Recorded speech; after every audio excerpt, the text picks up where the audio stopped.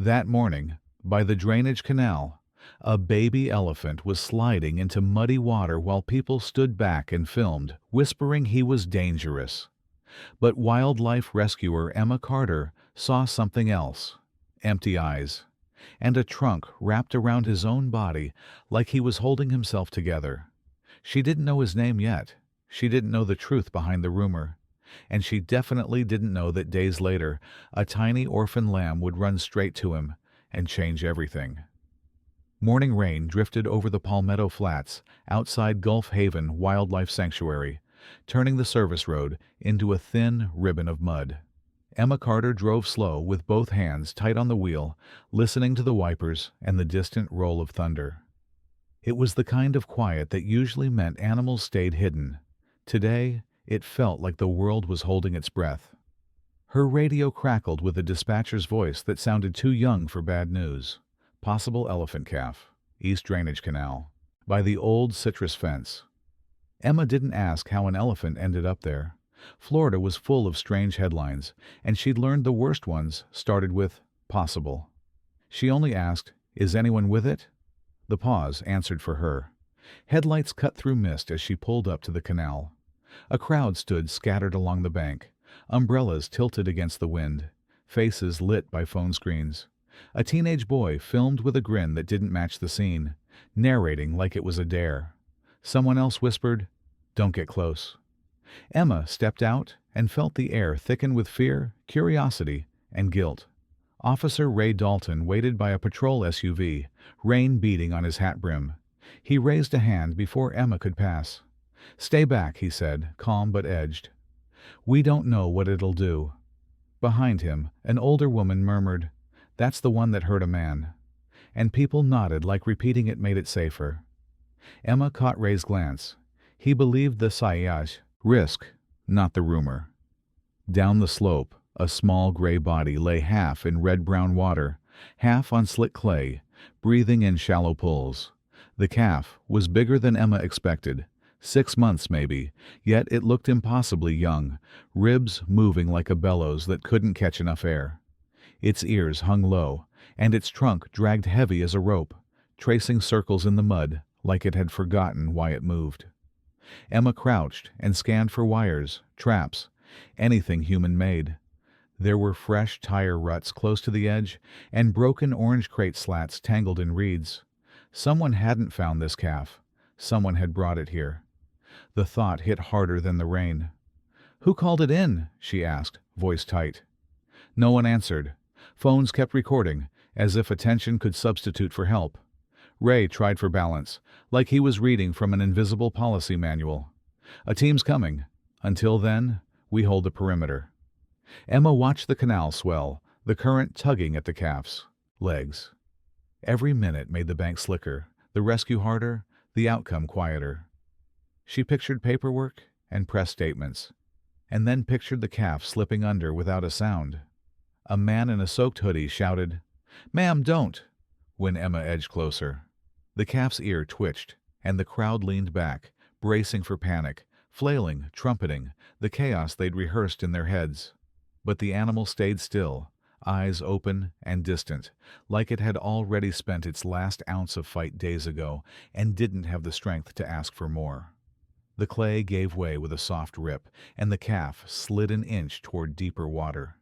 Emma's pulse spiked. She saw the line where the current dropped, saw the calf's head angle lower, saw the moment that would turn into a rumor forever if nobody moved. Ray started to step forward, but Emma was already on the slope, boots skidding, body low, rope unspooling from her hip. Rain blurred her lashes as she reached the calf's shoulder. Up close, its skin was chilled and caked with mud, flecked with tiny leaves like it had been there all night. Its eye flicked to Emma's face, then past her toward the tree line, as if waiting for a shadow to appear. Emma kept her voice soft, the way she spoke to injured panthers and terrified fawns. "Hey, buddy, I'm here." The calf didn't lunge or cry out. It only trembled, breath shallow. And when Emma slid the rope under its chest, its trunk curled inward, wrapping around its own body in a slow, heartbreaking loop. Not a threat, a hug, a brace against emptiness. Something in Emma's chest cracked open, but her hands stayed steady, fingers working the knot the way training demanded. Ray grabbed the other end of the rope, and together they hauled until the calf's shoulder cleared the water and its weight settled onto the bank. It didn't stand. It only lay there, trunk still folded tight, as if letting go would make it fall apart. Emma pressed her palm to its neck to feel the weak, stubborn thrum. "This isn't dangerous," she said to Ray, swallowing. "This is dying." Ray's jaw worked, torn between orders and what he'd just seen. His radio buzzed about road closures, liability, media calls. Emma ignored it for one more beat, pulling her jacket over the calf's damp back, like it mattered. In the distance, thunder softened into a low rumble. She didn't know his name yet. She only knew he was alone, and someone had meant for him to stay that way. The storm eased by morning, leaving Gulf Haven washed clean and quiet. Puddles held the sky like broken mirrors along the gravel lanes. Emma moved through the sanctuary's intake barn with a mug of lukewarm coffee, listening to the soft hum of heaters and the steady drip from the eaves. The calm felt borrowed, like it could be taken back at any minute. Benny lay on a thick bed of straw behind a low gate, his hide still streaked with canal mud.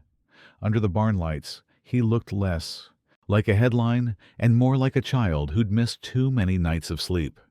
His eyes tracked Emma when she entered, then slid past her toward the open doorway, searching for something beyond the walls. He didn't rise. He didn't greet. He simply waited. Dr. Miller knelt with a stethoscope and a patience that had hardened into gentleness over decades. "Dehydrated, stressed, and hollow," he murmured, more to himself than to Emma. Benny's breathing was even now, but his body held tension like a coiled rope. When Emma offered a bucket of electrolyte mash, Benny's trunk hovered, then dropped as if the effort was too heavy. Emma tried the tools that usually worked: routine, quiet presence, small wins. She sat just outside the gate and spoke in low, steady phrases about ordinary things: the weather, the birds, the way the sunrise made the palms glow. Benny listened without looking, his ears slack, his trunk pulled close to his chest. Every so often he wrapped it around himself, not tight, just enough to feel held. In the next pen, other elephants shuffled and rumbled, a small family group the sanctuary had rescued years ago. The matriarch, May, watched through half-lidded eyes, weighing everything. A younger calf splashed water in a trough, playful and loud, but the sound didn't lift Benny's head.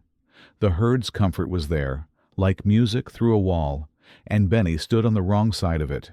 By afternoon, word of the canal rescue had spread. Visitors pressed against the front fence with sympathy and gossip, and Emma could feel the sanctuary's peace thinning. Officer Ray returned with a clipboard and that same careful tone. "County wants updates," he said. "If he bolts, if he hurts someone, you know how fast this turns." Emma didn't argue. She just looked at Benny and thought, he isn't even here enough to run. That evening, she set up a thermal camera in the barn corner, not for drama, but to learn the shape of Benny's nights. When the lights dimmed, the other elephants settled into their familiar cluster in the far paddock. Benny didn't. He stood alone, swaying slightly, a slow side-to-side motion that wasn't play. It was self-defense.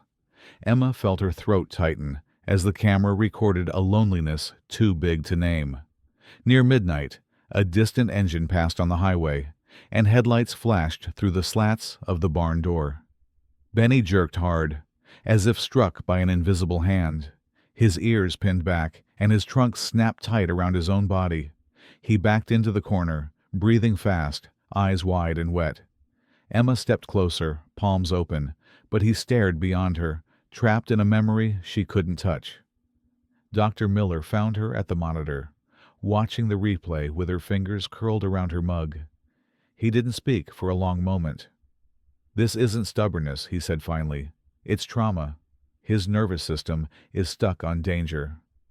Young elephants need connection the way they need milk." He paused, then added softly, "They can fade from the inside out." Over the next few days, they tried everything that felt reasonable. May was brought near the gate. Given space to choose, her calm rumbles offered like a bridge. A stuffed enrichment ball scented with fruit was rolled toward Benny. Then a hanging feeder, then a puzzle log. Benny approached none of it. He ate only enough to keep his body going, as if living was a job he no longer wanted. Emma noticed other signs that weren't in any handbook. Benny always faced the tree line at dusk, standing in the same spot as if it were a promise. When a breeze carried the smell of rain, his trunk lifted, tasting the air, then fell again in defeat. Once, Emma swore she heard a tiny, broken sound from deep in his chest, a call that never became a trumpet. Ray's patience ran out the day a local news van rolled up to the gate. "We can't keep a public risk on county land," he told Dr. Miller, voice low, but firm. "If he doesn't stabilize, they'll order a transfer, somewhere locked down." Emma heard the words like a door closing. Benny wasn't dangerous, but fear had a way of making cages feel like solutions. That night, Emma sat outside Benny's stall until the barn went still. She didn't reach through the gate. She didn't force comfort. She simply stayed, letting her presence be something steady in a world that had spun him off. Benny stood with his trunk wrapped around himself, eyes fixed on the dark doorway. Emma whispered, almost like a vow, "I won't let them erase you." In the early hours before dawn, the storm clouds finally broke apart, and moonlight poured across the straw. Benny's breathing slowed. His sway softened. For the first time, he lowered his head and rested his trunk on the ground, not asleep, but less clenched. Emma watched from her chair, exhausted and hopeful in the same breath, knowing tomorrow would demand a miracle they hadn't found yet. Morning brought heat instead of rain, the kind that made the air feel thick and sweet with mangrove and sun-baked sand. Emma walked the perimeter before the visitors arrived, checking locks, scanning for weak spots, letting the quiet settle her nerves. From the barn, Benny's low breathing carried like a tide. It was steadier now, but still empty of curiosity. Officer Ray waited by the office porch with 2 folders tucked under his arm. He didn't look angry, so much as tired, like he'd slept in his uniform. "I pulled the incident report," he told Emma, tapping the folder. "People keep repeating the story wrong. If we're going to protect him, we need the facts straight." Emma nodded, surprised by the word protect coming from him. Inside the office, the pages smelled like toner and old coffee. Photos showed a transport corridor, temporary fencing, a box truck parked at an angle. A shaky phone video still was stapled to the top, a gray blur and a man on the ground. Dramatic captions scrawled in marker. Emma's stomach turned. Headlines had already taken root in town. Rogue elephant, danger at the preserve, as if fear needed a mascot. Ray pointed to a line in the report. Brushfire jumped the highway. They rushed the relocation. The timeline read like a chain of bad decisions made under pressure, sirens, smoke, people shouting. Benny's mother had been in the lead, pushing through a narrow gap, while Benny lagged, confused by noise and flashing lights. A gate swung wrong. A man stepped too close. Benny panicked. Emma studied the section labeled Injuries. The man's wrist was sprained, nothing more. Yet the public narrative had grown teeth. "So he didn't attack," she said, voice tight. Ray shook his head. He flinched. He tried to run. Everyone else called it aggression. He lowered his gaze. And someone decided the easiest fix was to dump the problem where nobody would claim it. Later, Emma walked to Benny's stall with the report heavy in her hand, like proof of a crime. Benny stood near the gate, ears low, trunk curled close. When Emma reached the latch, he backed a half-step, then stopped, as if torn between fear and the small trust she'd earned. Emma didn't speak at first. She just let him smell her sleeve, the same calm ritual every day. Dr. Miller joined her, reading the file with a slow frown. "This is how it happens," he said. "A scared animal becomes a scary story." He glanced at Benny's thin frame and the quiet way he held himself. His body may recover. His mind, that's harder. Emma watched Benny's eyes drift toward the doorway again, the same horizon-searching ache. The sanctuary staff tried one more careful introduction that afternoon. May was led closer, her movements deliberate, her gaze unreadable. She rumbled once, a deep sound that usually soothed the smaller calves.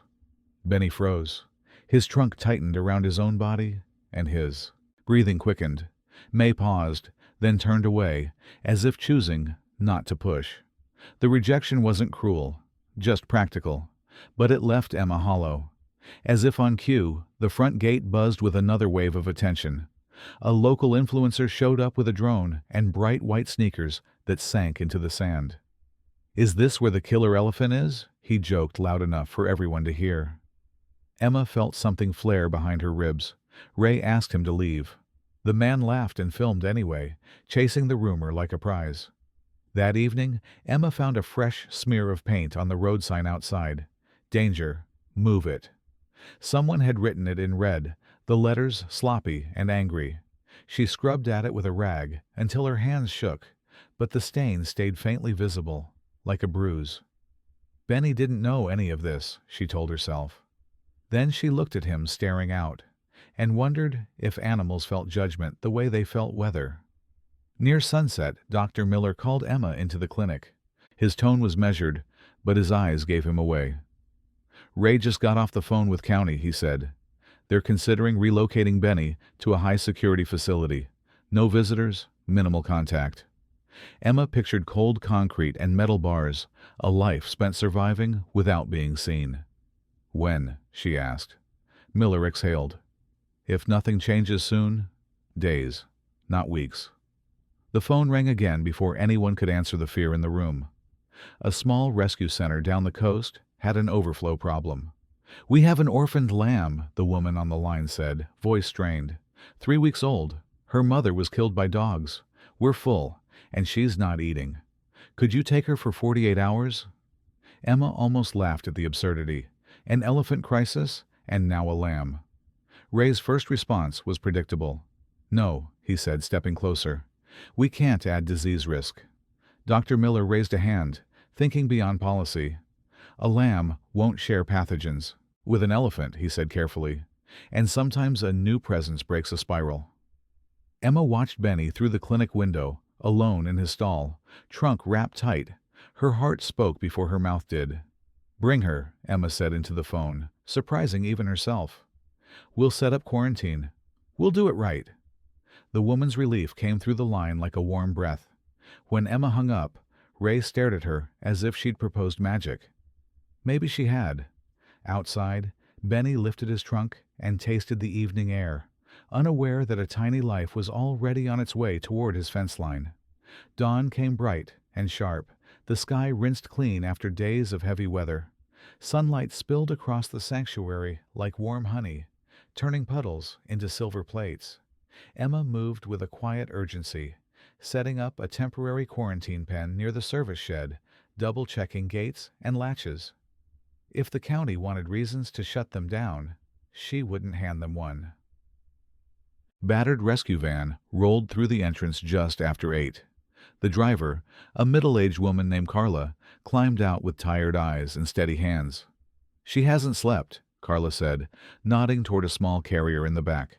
Emma climbed up and peered inside. A lamb, pure white and trembling, pressed into the corner like she could disappear into plastic. When Emma reached in, the lamb flinched so hard her hooves tapped the carrier floor. Her eyes were wide and glassy, the look of a creature that had learned the world bites.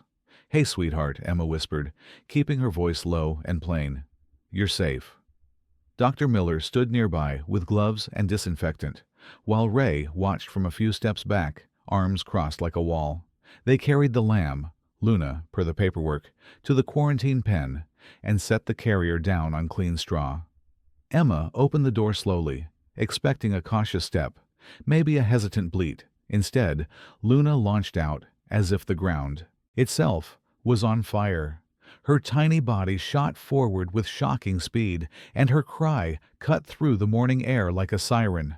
"Luna, wait!" Emma lunged, but the lamb darted under the bottom rail before the latch could click. Staff shouted and scattered, boots thudding across sand. Luna zigzagged between palmettos, slipped behind a water tank, then burst into the open again, driven by pure panic. In her head, every shadow was teeth, every sound a chase. Ray sprinted after them, calling for someone to close the inner gates. A volunteer dropped a bucket, fruit rolling across the path like marbles. The herd in the far paddock rumbled uneasily, sensing the disturbance. Emma's heart hammered as she tracked the flash of white wool cutting through the trees, heading toward the one place she did not want her to go. Luna reached the maintenance fence line and, instead of turning, slipped through a gap where the chain link had been bent back for repairs. Emma saw it too late. Beyond that gap was the corridor leading to the elephant enclosure. "No, no," she breathed, already running harder. The world narrowed to one thin lamb and one massive danger sign everyone believed in. The elephants reacted first. A younger female swung her head and backed away, dust rising from her feet. Another trumpeted once, short and sharp, and the group shifted as if pushed by an invisible wave. The space near Benny's stall cleared in seconds, huge bodies stepping aside with instinctive caution. The corridor became a stage, empty, except for the smallest animal in the sanctuary and the loneliest. Benny stood at his usual spot near the gate, gray hide glowing in the sun, trunk curled close to his chest. He didn't retreat like the others. He didn't charge. He simply turned his head, ears low, watching Luna approach. Emma expected him to spook, to flail, to become the monster the town wanted him to be. Instead, he stayed still, like he'd been waiting for something without knowing. What? Luna skidded to a stop a few feet from the gate. Her chest heaved, legs trembling so hard her knees knocked. For one suspended moment, the sanctuary went silent. No shouts, no footsteps, only the soft hiss of wind through leaves. Luna stared up at Benny's eye, and Benny stared back, steady as stone, as if he recognized the shape of fear in her. Benny lowered his head slowly, bringing his face closer to her level, his trunk uncurled, extending with a gentleness that felt impossible for something so heavy. It moved through the air in a careful arc, stopping just short of the wire mesh, just short of Luna's wool. Emma felt tears sting behind her eyes, not from sentiment, but from shock at the precision of restraint. Luna took one tiny step forward, then another. She pressed her nose to the chain link, and her breathing began to slow, like the panic had finally found a place to land. Benny's ear twitched, his posture shifted, subtle but real, alertness replacing that vacant drift Emma had watched for days. Behind her, Ray whispered, almost involuntarily, "What is she doing?" Emma didn't answer. She couldn't. She watched Benny lift his trunk a fraction closer, still not touching, like he was asking permission from a creature smaller than his foot. Luna let out a soft bleat that sounded less like fear and more like a question. And for the first time since the canal, Emma saw something change in Benny's eyes, an ember catching, small but undeniable, in the space between them. By late afternoon, the sanctuary had settled into a strange, new quiet. Staff moved slower, as if loud footsteps might break whatever had formed at Benny's gate. Emma stood with Dr. Miller near the fence line, watching Luna pressed against the chain link, like it was the safest wall on earth. Benny stayed opposite her, still as a pillar, eyes soft, trunk hovering in patient suspension. They tried to guide Luna back toward quarantine with a towel and a gentle hand, but she twisted away every time, hooves skittering in panic. When Emma lifted her, Luna's little body shook so hard it felt like a heartbeat outside her chest. The moment Emma turned away from Benny's stall, Luna bleated sharp and desperate, reaching with her nose through the air as if she could smell safety itself. Dr. Miller made the first practical call. "Move the quarantine pen," he said, voice low so the elephants wouldn't pick up stress. "Right beside Benny's corridor. Double barriers, fresh bedding. We keep it clean, we keep it controlled." Ray opened his mouth to object, then closed it. Even he couldn't argue with what his own eyes had witnessed. They built fast, like people assembling a life raft. A portable corral went up with 2 layers of fencing and a narrow buffer lane. Buckets were scrubbed, bedding replaced, boots disinfected. Emma kept one hand on Luna whenever she could, not gripping, just anchoring. Luna tolerated touch only if Benny remained in view, her gaze flicking back to him every few seconds like a compass needle. When the pen was ready, Emma carried Luna in carefully, her arms tight around a warm, fragile bundle. The lamb fought at first, then froze when she saw Benny through the fence gap. Her muscles softened, as if someone had loosened a knot inside her. She walked straight to the side closest to him and folded down into the straw, eyes still wide but no longer wild. Benny responded in ways Emma hadn't dared hope for. The aimless sway that had haunted his nights slowed, then stopped altogether when Luna settled. His ears lifted slightly whenever she made a sound, like he was tuning in to her existence. He stepped forward, one deliberate step, then another, until he stood directly across from her chosen corner, holding his body with a gentleness that looked like thought. Emma brought a small dish of formula for Luna, warmed and sweetened. Luna refused it at first, turning her head away, then glancing at Benny. Benny's trunk lifted, curled, and rested against the fence, still not touching Luna, but close enough to be a presence. After a moment, Luna took a shaky sip, then another, as if borrowing courage from the air around his trunk. That evening, clouds rolled in again, and the first drops of rain tapped the tin roofs. Emma stayed late, listening to the sanctuary settle. Luna paced only when Benny moved away, and Benny moved away only when staff required it. When the herd rumbled in the distance, Benny didn't retreat into himself the way he had before. He kept his eyes on Luna, and in that watching, Emma saw the outline of a purpose returning. Night deepened, and Emma checked the infrared monitor from the office. Luna lay pressed against the fence, body tucked tight, head resting on the straw. Benny stood on the other side, so close his breath fogged the mesh. He didn't lie down. He didn't sleep. He simply stayed. The sight was almost unbearable. An animal too young to be a side guardian, choosing the role anyway. Around midnight, a branch scraped the roof, and Luna startled upright. She bleated once, small and piercing. Benny reacted instantly, lifting his trunk and touching the fence with the softest tap, a sound like reassurance made physical. Luna quieted, eyes still open, but her trembling slowed. Emma leaned closer to the screen, hands pressed to her mouth, feeling something inside her unclench. By the third night, it was clear this wasn't a fluke. Luna refused to settle anywhere but that corner. If staff carried her to the far side of the pen, she fought until her hooves found the fence again. Benny, meanwhile, began eating more when Luna was near, taking longer, calmer bites, as if remembering food could be pleasure. Dr. Miller marked the change in a chart with cautious astonishment. The fourth night delivered the moment that rewired the whole sanctuary. Emma arrived before dawn for her rounds and stopped cold. Benny had found a wider gap where two fence panels met, just enough room to thread the tip of his trunk through. Luna was curled against it, her tiny body rising and falling in slow, peaceful breaths, asleep in a way trauma usually forbids. Emma didn't move for a long time. She watched the pale wool against the gray curve of Benny's trunk and felt the room fill with a hush deeper than silence. Behind her, Ray stepped in and saw it too. His face changed, not softened by sentiment, but stunned by fact. In that dim morning light, the rumor of a dangerous elephant finally looked ridiculous, and the truth looked like a miracle no one could order to stop. Morning at Gulf Haven felt almost gentle, as if the sanctuary had decided to give everyone a break. Sunlight warmed the sand, and the palms barely moved. Emma walked the fence line with a clipboard she didn't read, eyes fixed on the corner where Luna leaned into the mesh, and Benny stood close enough to fog it with his breath. Dr. Miller watched the pair with the guarded expression of a man who'd seen hope collapse before.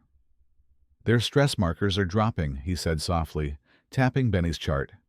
Emma nodded, but she kept her voice low. "It's not a trick," she answered. "It's a lifeline." The words felt too big for a morning that quiet. By 10 o'clock, quiet was gone. A car stopped at the front gate, then another. Someone had posted a clip online. Luna sleeping on Benny's trunk, framed like a miracle. Visitors arrived with cameras and wide smiles, pushing against the fence, as if closeness could make the story belong to them. Emma's stomach tightened with every click. Officer Ray met her outside the office, his face set like a locked door. "County's calling," he said. "They want control. They want guarantees. They want this contained before it turns into a circus." He glanced toward the pens, where strangers pointed and whispered, "And if anything goes wrong, they'll blame all of us." Emma tried to keep her tone steady. "Then we manage the people, not the animals," she said. Ray's jaw flexed. "You know it's not that simple," he replied, and for the first time she heard fear under the authority. He wasn't worried about Benny attacking. He was worried about the world forcing Benny to pay. A county veterinarian arrived after lunch. Crisp shirt, cooler of supplies, polite smile that never reached the eyes. She looked at Luna, looked at Benny, and started listing risks like bullets: cross-contamination, injury, public exposure, liability. Emma listened, hands clenched behind her back. When the vet said, "They must be separated," something in Emma went cold. They tried the gentle separation first. Emma lifted Luna the way she'd done before, slow and careful, murmuring soft words. Luna's body went rigid instantly. She bleated once, high and raw, and the sound tore through the corridor like a saw. Benny jerked, trunk snapping tight around his own chest, eyes flashing, wide with the old panic. Ray moved in to help, and Luna thrashed harder, hooves scrabbling against Emma's jacket. Emma carried her 3 steps away, and Luna's cries turned frantic, relentless. Benny slammed his trunk down once, then again, the impact shaking dust from the fence. It wasn't aggression. It was grief arriving all at once, loud enough for everyone to hear. The county vet's voice sharpened. "That's exactly why we separate," she insisted, as if distress proved danger. Emma looked at Benny's trembling shoulders and felt rage rise in her throat. "You're seeing the wound," Emma said, voice shaking, "and calling it the weapon." Dr. Miller stepped between them before the moment broke completely. Benny's sway returned, faster now, a desperate metronome. He backed into the corner, trunk wrapped around himself like a child clinging to a blanket. Luna's cries didn't stop until Emma brought her back within sight of him. The second Luna saw Benny, her body softened, breath slowing as if her lungs finally remembered air. Emma set her down, and both animals stilled. That evening, after the visitors were cleared out and the gates locked, Emma sat with Dr. Miller on the clinic steps. The sky blushed orange over the treetops, and a heron glided low across the marsh. "They're going to force a transfer," Emma said, staring at her boots, "if we can't prove this is safe." Dr. Miller didn't deny it. Ray joined them quietly, holding his hat in both hands. He looked older without the crowd. "I can stall them," he admitted, voice rough. "A day, maybe 2. After that, paperwork wins." Emma studied his face and realized he'd crossed an invisible line, no longer protecting the county from Benny, but trying to protect Benny from the county. Dr. Miller exhaled, then spoke the idea he'd been circling all day. "There's one option," he said. "A supervised introduction in a neutral paddock. Controlled distance. Multiple handlers. Escape routes." Emma's heart jumped, fear and hope colliding. "If it goes wrong," she whispered, "we lose everything." Miller nodded. "If we do nothing, we lose him anyway." Later, Emma returned to the corridor alone. Luna was curled against the fence, eyes half closed. Benny stood opposite her, breathing slow, his trunk resting near the mesh as if guarding her dreams. Emma didn't touch either of them. She simply watched until her own breathing matched theirs, and she made a quiet promise to the dark. Tomorrow, she would ask the world for 10 minutes of trust. The next morning felt like the calm before a storm nobody could see. Emma arrived early, before the humidity rose, before visitors could gather at the gate.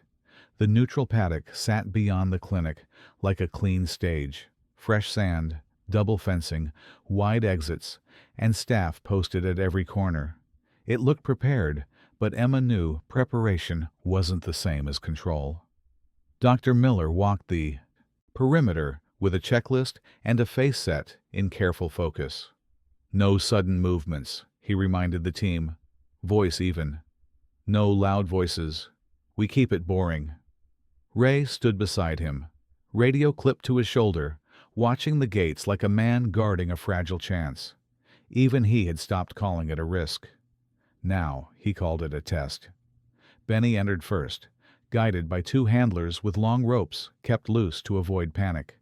His steps were slow and precise, each foot placed like he was learning the ground again. Emma stayed near the fence line, palms damp, eyes locked on his ears and tail for signs of fear. Benny paused once, trunk curling inward, then lifted it to scent the air as if searching for Luna before she arrived. Luna waited in Emma's arms behind the second gate, wrapped in a soft towel so she couldn't bolt. Her heart fluttered against Emma's ribs like a trapped bird. The county vet stood nearby with her cooler and a tight mouth, ready to call it off. If she runs, he might chase, she warned. Emma didn't argue. She just whispered into Luna's wool, "You're not alone." When the gate opened, Luna slipped down to the sand and froze for half a second, ears pricked, nostrils flaring. Then she did exactly what she'd done from the beginning. She moved straight toward Benny, fast and sure, like a compass needle finding north. Emma's breath caught. Benny lifted his head, and the entire paddock seemed to hold still with him. Benny didn't step forward at first. He lowered his head the way he had at the fence, bringing his eyeline down to Luna's world. His trunk extended in a slow curve, stopping short, hovering in the space above her back. Luna stepped closer, until she was directly beneath his chest, then angled herself under his belly, pressing against his warm skin like it was the only shelter she trusted. A sound rose from Benny's throat, low, soft, almost like a purr, so quiet it felt private. His ears relaxed. His shoulders dropped a fraction. He shifted one foot back, careful not to crowd her, then stood wide enough to form a living roof. Emma saw it immediately. He wasn't trying to own her space. He was trying to protect it. Luna bleated once, smaller now, not fear, but familiarity. Benny answered with another low rumble, and the two sounds braided together like a conversation. The county vet's posture changed, just slightly, as if logic had been forced to make room for something else.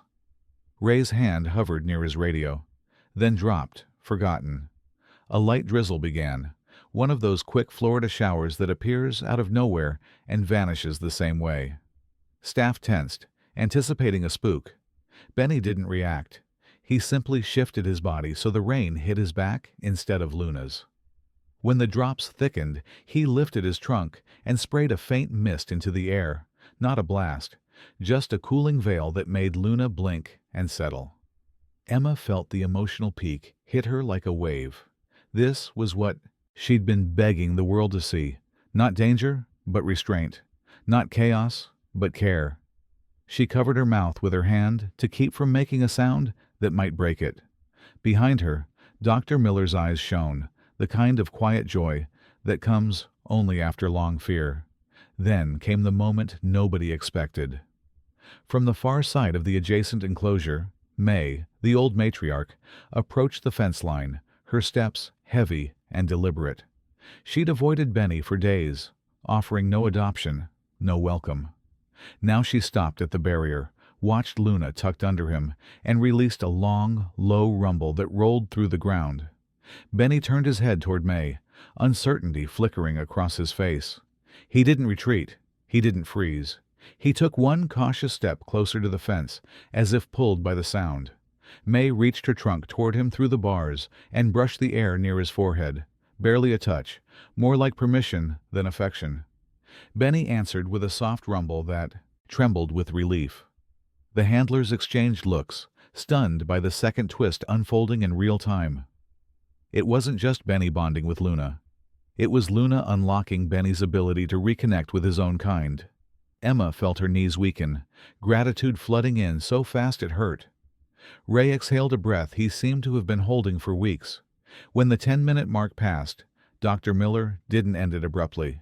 He let the moment taper, like a song fading out. Luna stayed close, Benny stayed steady, May stayed watching. No one cheered. No one moved too fast. They simply witnessed, as if the safest thing they could do was honor the quiet. As the drizzle cleared and sunlight returned, Emma eased back from the fence, hands shaking from adrenaline and awe. She knew the county would still demand protocols, charts, guarantees. But now she had something stronger than an argument. She had proof written in slow movements and gentle choices.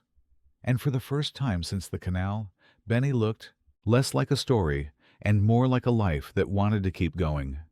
6 months later, Gulf Haven carried a different kind of quiet.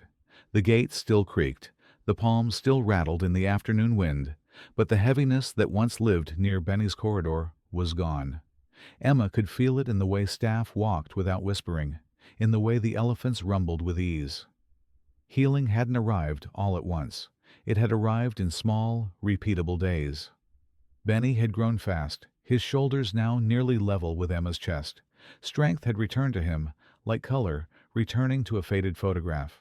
He ate with appetite, explored new corners of the paddock, and sometimes, when Luna bounded in circles around his legs, he made a sound so soft it felt like laughter.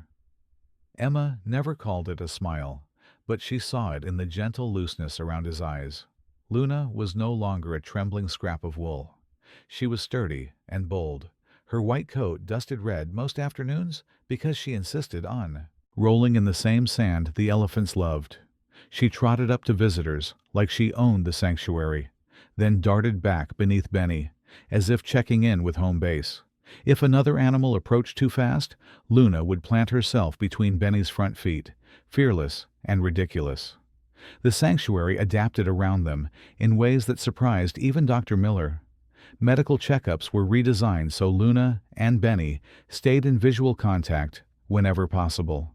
When Luna needed vaccines, Emma held her where Benny could see, and Benny stood still, trunk resting against the fence, like a promise. When Benny needed blood work, Luna waited at the gate, bleeding softly, and Benny's muscles stayed relaxed as if her voice was a key. Officer Ray became an unlikely ally, then something closer to a guardian. He coordinated crowd control, blocked drones, and posted new rules with no apology. No shouting, no baiting, no touching, his signs read. He took the heat from angry locals who still wanted. Benny moved out of town. Emma watched Ray argue with a county supervisor once, jaw tight, refusing to trade a life for public comfort.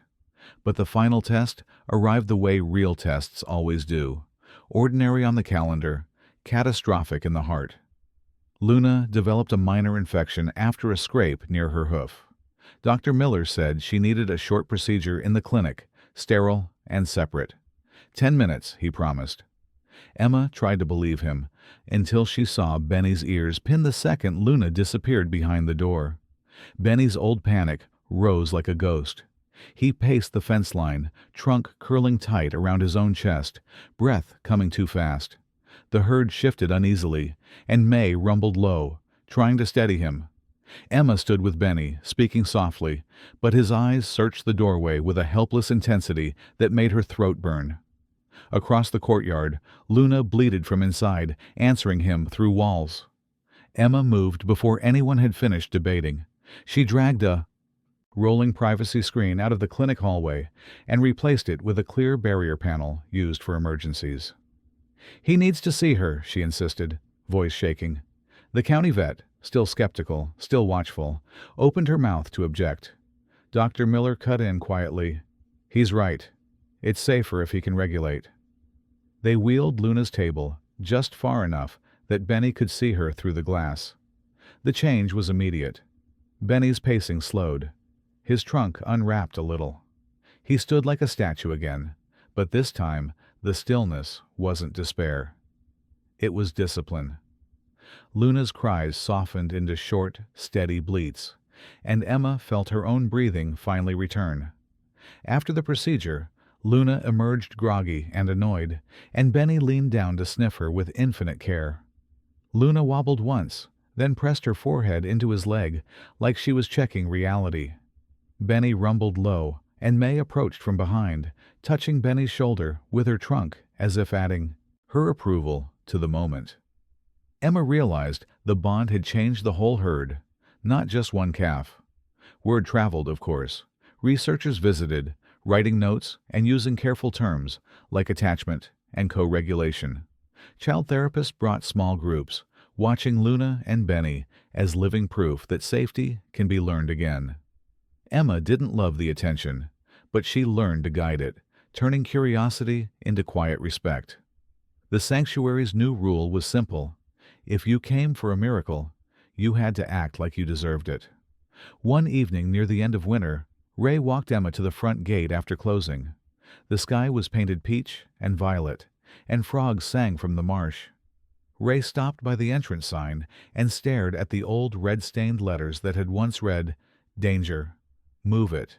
The stain was still faintly there, like a scar.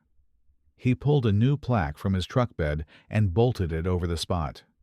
The plaque was plain, black letters on brushed metal. Healing has no species. Ray tightened the last screw and stepped back. Emma didn't speak. She just watched the sign catch the last light and felt something settle inside her that had been restless for months. Behind them, Benny and Luna climbed the small rise in their paddock, silhouettes against the sunset. As stars began to appear, Benny lowered himself into the elephant's seated rest, slow and deliberate. Luna curled against his side, white wool bright in the dusk. Benny's trunk drifted over her back and rested there, gentle as a blanket. Emma stood at the fence and let the quiet wash over her. For once, the ending didn't feel like goodbye. It felt like a beginning that had learned how to last. If Benny and Luna's bond moved you even a little, I want to hear it. Just comment 1 if you believe love can heal. Or comment 0 if this story surprised you more than you expected. And if you've ever felt alone, drop a quick "I'm here" so we can leave a little kindness for each other in the comments. Before you go, hit subscribe and turn on the bell, because the next story is already waiting, and it might be the one that stays with you the longest.